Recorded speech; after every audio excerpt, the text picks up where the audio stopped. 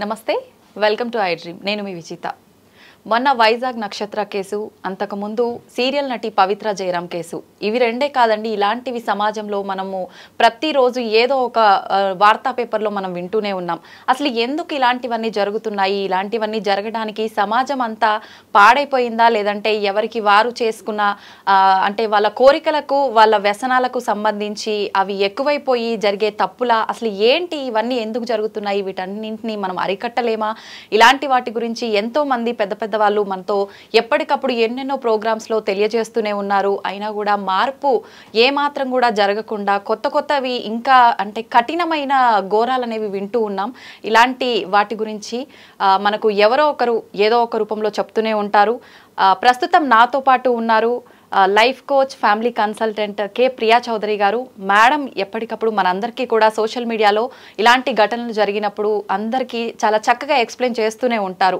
వినగానే ఆ మాటలు ఖచ్చితంగా మారిపోవాలి అనే ఒక ఆలోచన ప్రతి ఒక్కరిలో వస్తుంది కానీ మరి ఎందుకు మార్పు రావట్లేదు ఇలాంటివి మళ్ళీ ఎందుకు జరుగుతున్నాయి తప్పు ఎక్కడ జరుగుతోంది ఇలాంటి విషయాలన్నింటినీ ఇప్పుడు మేడంతో మాట్లాడి తెలుసుకుందాం నమస్తే మేడం నమస్తే అమ్మా మేడం ఈ మధ్య కాలంలో యూత్ అంతా పెళ్ళి అనగానే ఒక హడావిడి వేడుక ఇదే చూస్తున్నాం జనరల్గా ఒకప్పుడు కాలంలో పెళ్ళిళ్ళు చూసుకుంటే ఎంత పద్ధతిగా సాంప్రదాయంగా మన సనాతన ధర్మం అంటుంటారు కదా మేడం అవన్నీ కనిపించేటట్టుగా ఉండేది ఈ మధ్యకాలంలో అవన్నీ కనుమరుగైపోయాయి ఇప్పుడు యూత్ తీసుకుంటే ఒక గ్రాండ్ ఎంట్రీ వివాహం అనగానే ఎంత గ్రాండ్ ఎంట్రీ ఇస్తున్నారో ఇచ్చినంత ఫాస్ట్గా సెకండ్స్లో వెంటనే ఎగ్జిట్ అయిపోతున్నారు డివోర్స్ రకరకాల సమస్యలు ఎందుకని మేడం అసలు రీజన్ ఏంటి ఎందుకు ఇలా జరుగుతుందంటారు విషయం ఏంటంటే ఆర్థిక స్వేచ్ఛ అని జనం అంటున్నారు కానీ గత మీరు ఒక 20 ఇయర్స్ బ్యాక్ వెళ్ళి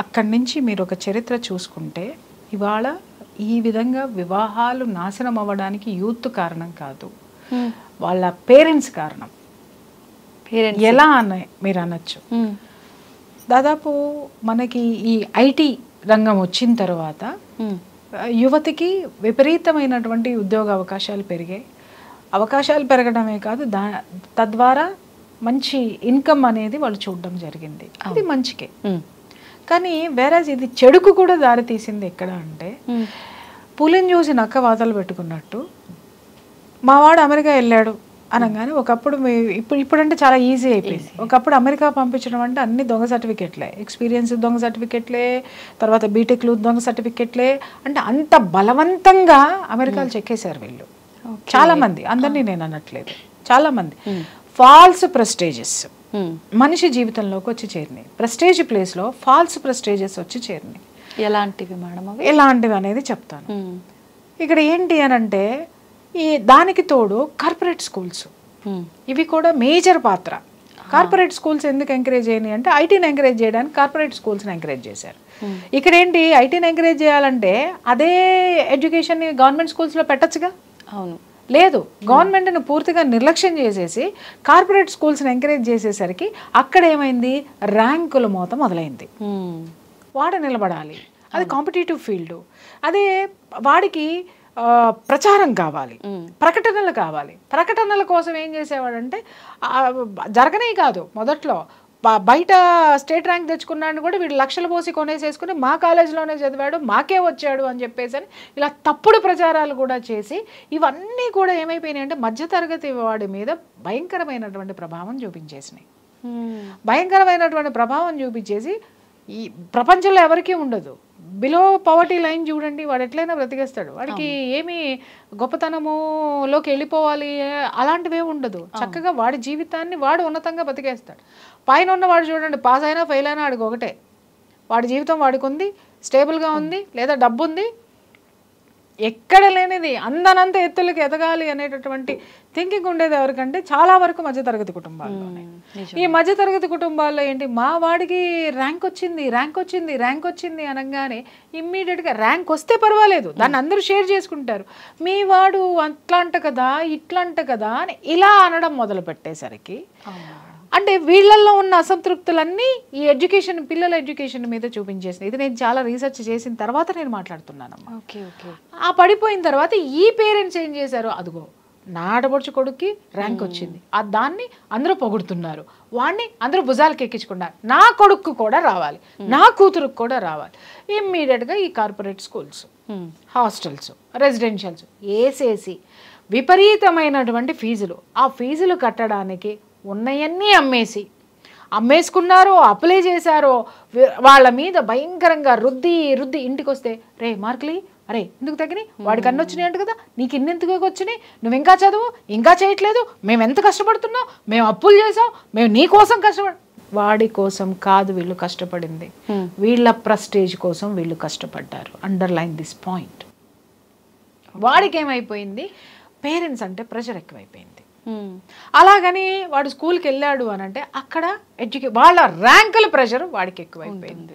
ఈ ప్రెషర్లో వాడు ఎప్పుడు కూడా స్కూల్లో ఉన్నాడు అనుకోండి, ఎంత తొందరగా ఇది ముగించుకొని నేను కాలేజ్కి వెళ్ళిపోతాను, మళ్ళీ కాలేజ్ రాగానే మళ్ళీ ఇదే కార్పొరేటు, మళ్ళీ ఇదే హాస్టల్స్, ఇదే రెసిడెన్షియల్స్, ఇదే రుద్దడం. అరే ఇంటర్లో ఏ గ్రూప్ తీసుకోవాలో వీళ్ళే డిసైడ్ చేస్తారు. వాడికి అంటూ కొన్ని భావాలు ఉంటాయి, వాడికంటూ కొన్ని ఎయిమ్స్ ఉంటాయి. వాడు ఏదో అవ్వాలనుకుంటాడు, వాడు ఒక మంచి ఆర్టిస్ట్ అవ్వాలనుకుంటాడు, లేదా వాడు ఒక మంచి బిజినెస్ మ్యాన్ అవ్వాలనుకుంటాడు, లేదా ఇంకెన్నో ఉన్నాయి, మ్యూజిషియన్ అవ్వాలనుకుంటాడు, వోకలిస్ట్ అవ్వాలనుకుంటాడు. ఇవన్నీ పేరెంట్స్ గిట్టావు. వాళ్ళకి కావాల్సింది ఇంజనీర్. అసలు దానికి స్పెల్లింగ్ కూడా తెలియనటువంటి పేరెంట్స్ కూడా ఈ పిల్లల్ని భయంకరంగా బలవంతంగా అటువైపు వాళ్ళని ఫోర్స్ చేశారు. వాళ్ళు తట్టుకోలేక ఏం చేశారు, ఎప్పుడు చదువైపోతుందా, చదివేసేస్తే పోలేదా అని చెప్పేసి వాళ్ళు బలవంతంగా కూర్చొని చదివారు. చదువైపోయిందా, అదేదో పాట కూడా ఉంటుంది అనమాట, నెక్స్ట్ ఏంటి, డిగ్రీ కంప్లీట్ చేసాం, ఇంటర్ కంప్లీట్, నెక్స్ట్ ఏంటి, డిగ్రీ అయిపోయిన తర్వాత కూడా నెక్స్ట్ ఏంటి అంటే నెక్స్ట్ ఏంటి, విదేశాలకు వెళ్ళాలి, న్యూజిలాండ్ వెళ్ళాలా, అమెరికా వెళ్ళాలా, ఇంకో చోటుకి వెళ్ళాలా.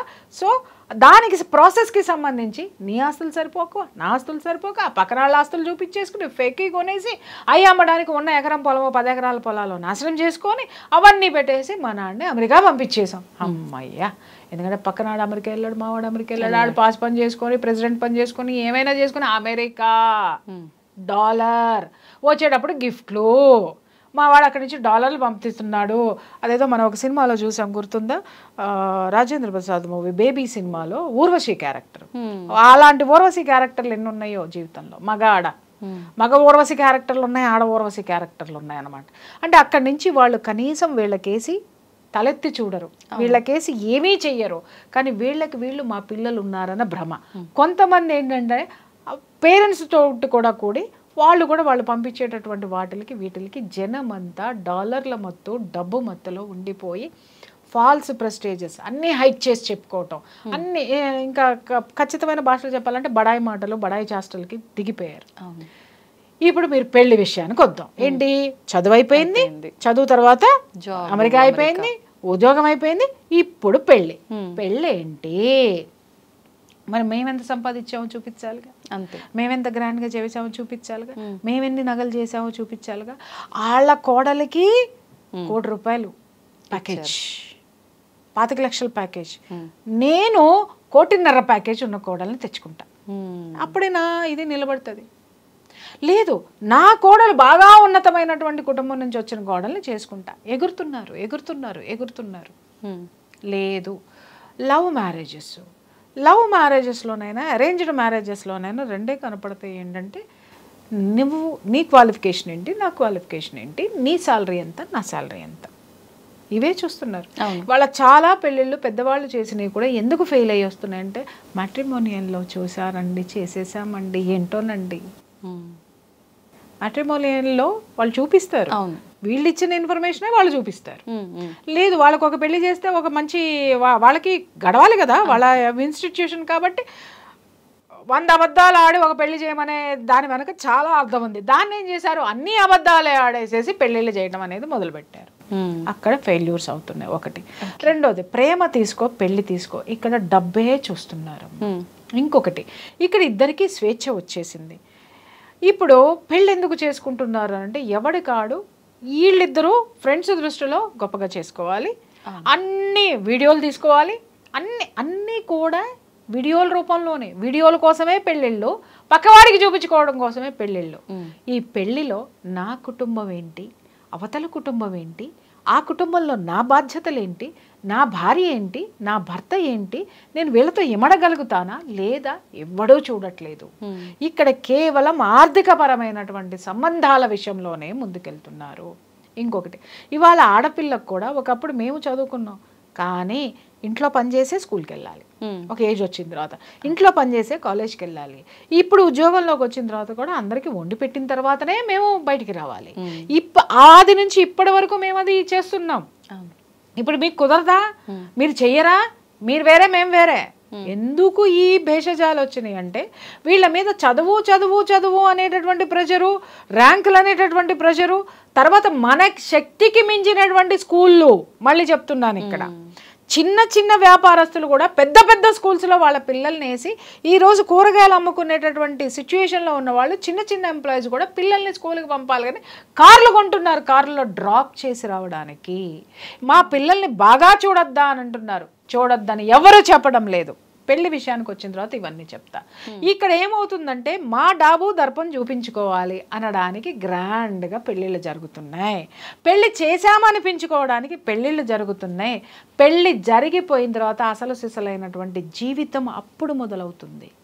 ఏం మొదలవుతుంది, నా కోడలు గొప్ప కోడలు అందగత్తావు, లేకపోతే ఇంకొకటో నా కొడుకు ఒప్పుకున్నావు, తెచ్చుకునే ముందు నీ కోడలు నీ ఇంట్లో మసలుతుందా లేదా, నీ ఇంటి వాతావరణానికి ఆవిడ అనుకువగా ఉందా లేదా, అనుకూలంగా ఉందా లేదా, ఇవేమీ చూడవు. అల్లుడు వచ్చాడు, అతనికి ఏ దురలవాట్లు ఉన్నాయి, అతని మనస్తత్వం ఏంటి, అతనికి కుటుంబం పట్ల ఎలాంటి దృక్పథం ఉంది, ఎలాంటి బాధ్యత ఉంది, తల్లిదండ్రుల పట్ల ఎలా ఉంది, బయట తీసుకొచ్చినటువంటి అమ్మాయి మీద ఎలా ఉంది, వాడి బ్యాక్గ్రౌండ్ ఏంటి, ఇవేమీ తెలియవు. రెండు జీవితాలు కలవట్ల, ఇద్దరు మనుషులు కలిపి ఒక తతంగం చేసుకుంటున్నారు. 4 రోజులు ఫంక్షన్, డబ్బులు ఉన్నాయి, ఖర్చు పెట్టుకుంటున్నారు. ఈజీగా క్రెడిట్ కార్డులు లాగితే లోన్లు వస్తున్నాయి, పర్సనల్ లోన్లు అప్లై చేసుకుంటే లక్షలు ఇస్తున్నారు. అవన్నీ తెచ్చేసి భళ్ళను పెళ్లి చేసుకున్న తర్వాత కోడలు అత్తగారికి కాఫీ ఇవ్వాలి, మంగారికి కాఫీ ఇవ్వాలి, మంగారు వస్తే లేచి నిలబడాలి, ఈవిడ లేవదు. ఎందుకంటే ఈ సంస్కారము ఇంట్లో నేర్పలా. ఎందుకు నేర్పలేదు, మా అమ్మాయి చదువుకుంటుంది, మా అమ్మాయిని ఎవ్వరూ డిస్టర్బ్ చేయొద్దు, ఆమెకొక గది, ఆమెకొక ఇది ఇచ్చేసావు. పని చెయ్యాలి అనంటే ఇంత కరికులరిజంలో ఇంత హోంవర్క్లు ఉన్నాయి, ఇంత ప్రాజెక్టులు ఉన్నాయి, అవే చేస్తారా? ఇప్పుడు ఈ మధ్య కాలంలో నేను చూస్తున్నా, ఫస్ట్ క్లాస్ నుంచి ఐఐటి కోచింగ్లు అంట.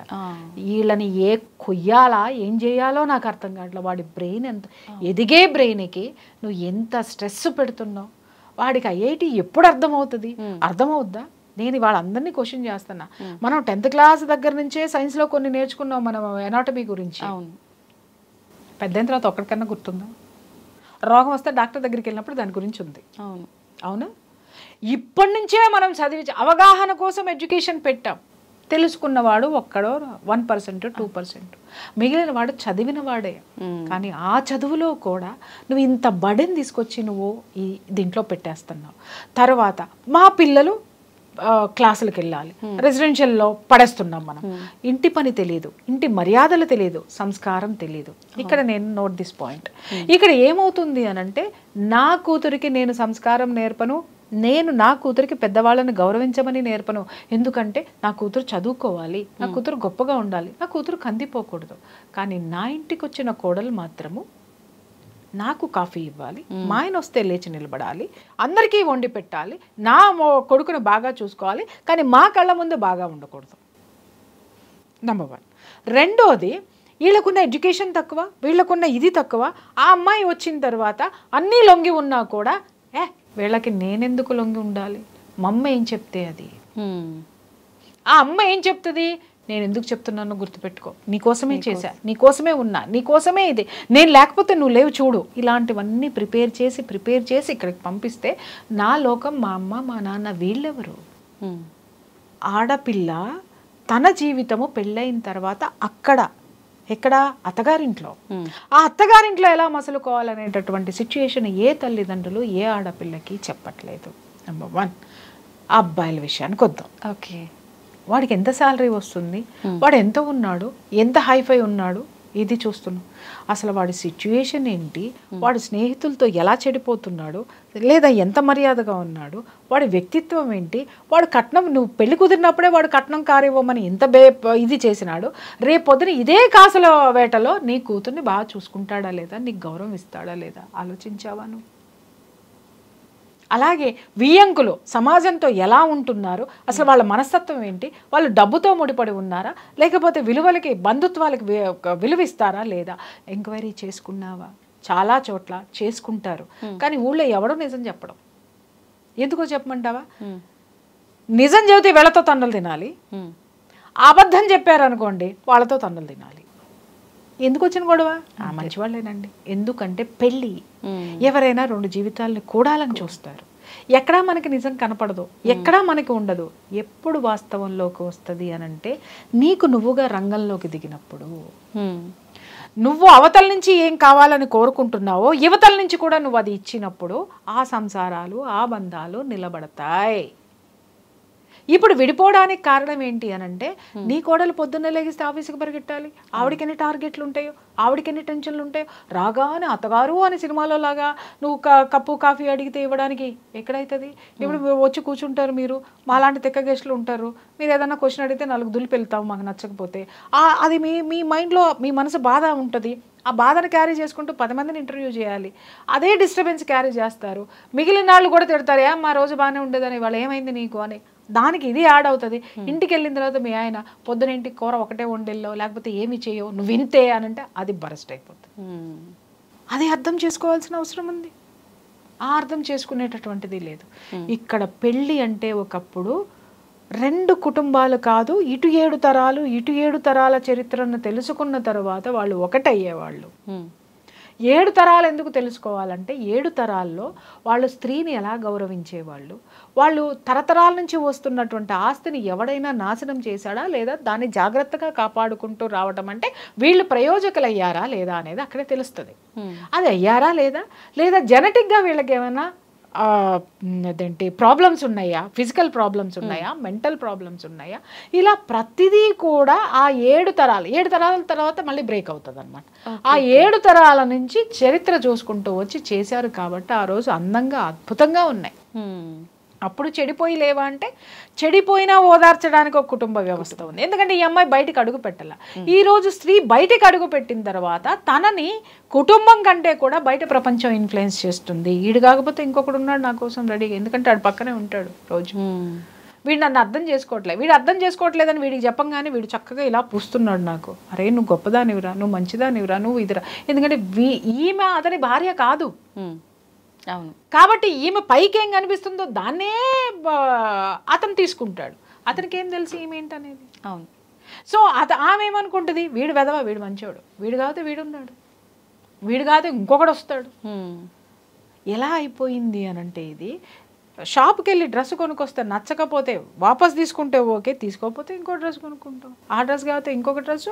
ఈ హోటల్కి వెళ్ళి ఫుడ్ ఆర్డర్ ఇస్తే అది నచ్చకపోతే ఇంకొకటి ఆర్డర్ ఇచ్చినట్టుగా జీవితంలో ఉన్నటువంటి ఈ కుటుంబం పెళ్ళిలో ఆ పార్ట్నర్ని ఎంచుకోవడం కూడా చాయిస్లు ఉన్నాయి.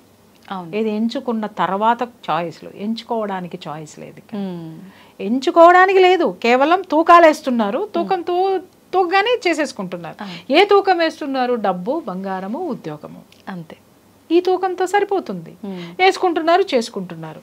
కానీ బంధాలు అనేటటువంటి తూకం లేదు, అనుబంధాలు అనేటటువంటి తూకం లేదు, వ్యవస్థ అనేటటువంటి తూకం లేదు, కుటుంబం యొక్క పరువు, ప్రతిష్ట అనేటటువంటి ఆ వాల్యూ యాడెడ్ లేవు.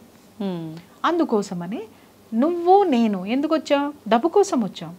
డబ్బు పరంగా పడలా, నేను పనిదాన్నా చేయడానికి, నీకు కావాల్సిన డబ్బు నేను ఇచ్చా, నేను పనిదాన్ని కాదు. ఎందుకంటే ఈ పనితనం అనేది పుట్టింట్లో నేర్చుకోలేదు ఒకటి. రెండోది, నీ ఒక్కదానికే కాదు, నాకు ఇంకొక పని కూడా నువ్వు వంటకట్టావు. వన్స్ అపాన్ ఏ టైం ఎందుకు ఆడవాళ్ళు సర్దుకుని పోయేవాళ్ళు బంధాలు ఎందుకు నిలబడినాయి అంటే ఆవిడికి ఇంటి పనే చెప్పారు.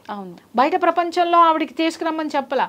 కానీ కొంతమంది ఆడవాళ్ళు బయట ప్రపంచాన్ని కూడా జయించుకుని వచ్చారు. ఎందుకంటే ఇంటి వాతావరణం బాగుండేది, సహకారం ఉండేది, ఓర్పు ఉండేది, నేర్పు ఉండేది. ఇప్పుడంతా ఏమవుతుందంటే ఇవాళ నేను వస్తూ షోరూంలో ఏదన్నా చీర బయట కనపడిందంటే అబ్బా ఎంత బాగుందో, షూట్ అవ్వగానే వెళ్ళి కొనుక్కుందాం అనే లోపు ఇంకొక చీర వచ్చేస్తుంది దానికంటే మంచిది. ఎంత ఫాస్ట్గా మారిపోతున్నాయి అభిరుచులు రుచులు అన్నీ కూడాను. అంతే ఫాస్ట్గా జీవితంలో భాగస్వాములు కూడా మారిపోతున్నారు. ఇది కారణాలు. సూపర్ మేడం, నిజంగా చెప్తుంటే నిజం కదా ఇదంతా మేడం చెప్పేది అనిపిస్తుంది. ఎమోషన్స్ లేవు ఫ్యామిలీలో, ఎమోషన్స్ నేర్పట్లేదు పిల్లలు. చదువు చదువు చదువు, ఆ తర్వాత అడుగుతున్నారు రే మా కోసం ఎక్కడ ఉండడా అంటే మీరు మా కోసం ఎప్పుడున్నారు?